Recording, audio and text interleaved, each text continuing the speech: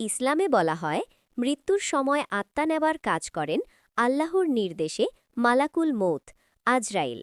তিনি নিজের ইচ্ছায় কাউকে কষ্ট দেন না, সবই আল্লাহর হুকুম অনুযায়ী হয়।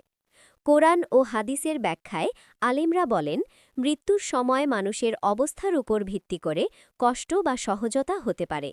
যারা আল্লাহকে অস্বীকার করে, জুলুম অন্যায়ে লিপ্ত থাকে, ঈমান ছাড়া জীবন শেষ করে, তাদের আত্মা কঠিনভাবে নেওয়ার কথা বর্ণনায় এসেছে। আর যারা মুমিন, নেককার, আল্লাহ ভীরু, তাদের জন্য মৃত্যু সহজ ও শান্তিময় হয়। ভাইয়ের মতো সহজভাবে বুঝলে মৃত্যুর কষ্ট কে বেশি পাবে এটা মানুষের জাত গোষ্ঠী দিয়ে না, বরং ঈমান, আমল এবং আল্লাহর সাথে সম্পর্কের ওপর নির্ভর করে। তাই আমাদের ফোকাস হওয়া উচিত অন্যকে নিয়ে চিন্তা না করে নিজের ঈমান ঠিক রাখা, কারণ আমরা জানি না আমাদের শেষটা কেমন হবে। আল্লাহ আমাদের সবাইকে ঈমানের সাথে সুন্দর মৃত্যু দান করুন। আমিন।